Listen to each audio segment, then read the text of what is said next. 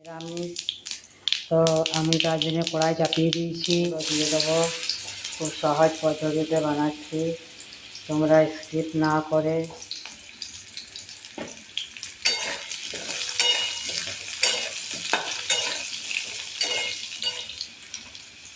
দেখো। আলুগুলো মোটামুটি একটা ভাজা হয়ে গেছে।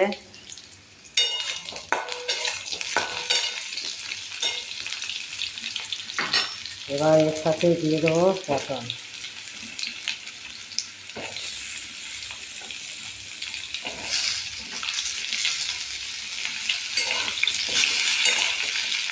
এটা মোটামুটি ভাজা হয়ে গেছে, এইরকম পজিশনে ভাজতে হবে।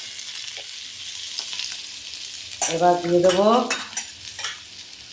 আদা বাটা, আদা কাঁচা লঙ্কা বেটে রেখেছিলাম, সেটা দিয়ে একসাথে নেড়ে চেড়ে নেবো।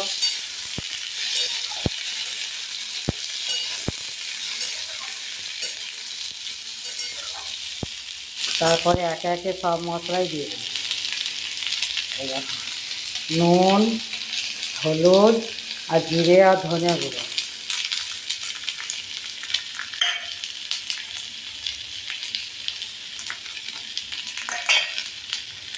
এটা দিয়েও আবার নাড়তে থাকবে।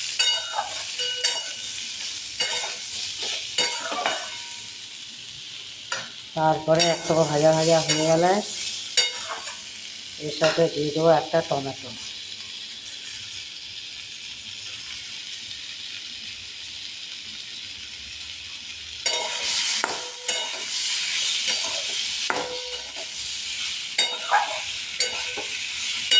টমেটোটা দিয়ে একটু ঢাকা দেবো। দেখো বন্ধুরা, এইরকম কষা হয়ে যাবে, তখন দিয়ে দেবো পনিরগুলো।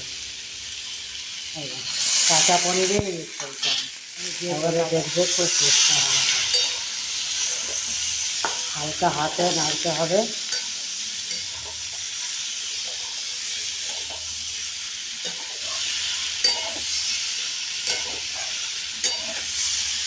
নুন মিষ্টি তোমরা চেক করে নেবে, আমি এখনও মিষ্টি দিইনি, তবে একটু নাড়া। কারণ পনির একটু মিষ্টি মিষ্টি না হলে ভালো লাগে না।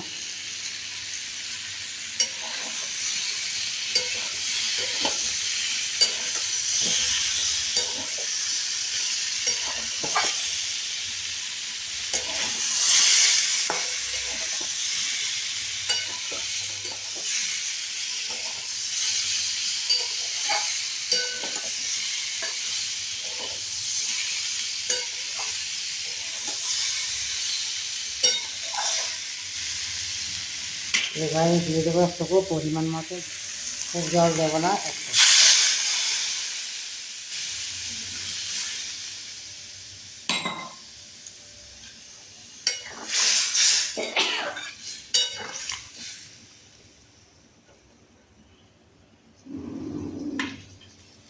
এবার এটা একটু ফুটো, এটা মাখা মাখা হয়ে গেছে। এবার আমি দিয়ে দেবো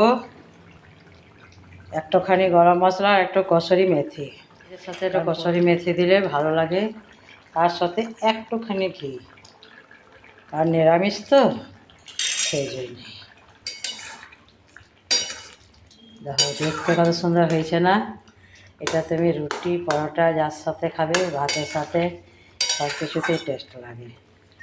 একবার হলেও করে দেখবে, এটা কোনো ঝামেলা নেই। আদাটা গ্রেট করেও দিতে পারো, আমি বেটে দিয়েছি, কিন্তু তোমরা আদাটাকে গ্রেট করেও দিয়ে করতে পারো, কোনো অসুবিধা নেই। তাই আমার এই রান্না একবার হলেও দেখো, এবং আমাকে লাইক করো, শেয়ার করো, তার সঙ্গে একটা সাবস্ক্রাইব করতে ভুলো না, কারণ তোমাদের একটা সাবস্ক্রাইব আমার জন্য অনেক ইন্সপিরেশন নিয়ে আসবে। তো এই ছিল আজকে আমার নিরামিষ পটল আলুর সবজি। এবার আমি এটাকে অফ করে দেবো, করে মিক্সারে খানিকক্ষণ রেখে দেবো গ্যাসের উপরেই, তারপর সার্ভ করব। এবার আমি এটাকে অফ করে দেবো, করে মিক্সারে খানিকক্ষণ রেখে দেবো গ্যাসের উপরেই, তারপর সার্ভ করব। এবার আমি এটাকে অফ করে দেবো, করে মিষ্টান্ন নিয়ে খানিকক্ষণ রেখে দেবো গ্যাসের উপরেই, তারপর সার্ভ করব। এবার আমি এটাকে অফ করে দেবো, করে মিষ্টান্ন নিয়ে খানিকক্ষণ রেখে দেবো গ্যাসের উপরেই, তারপর সার্ভ করব।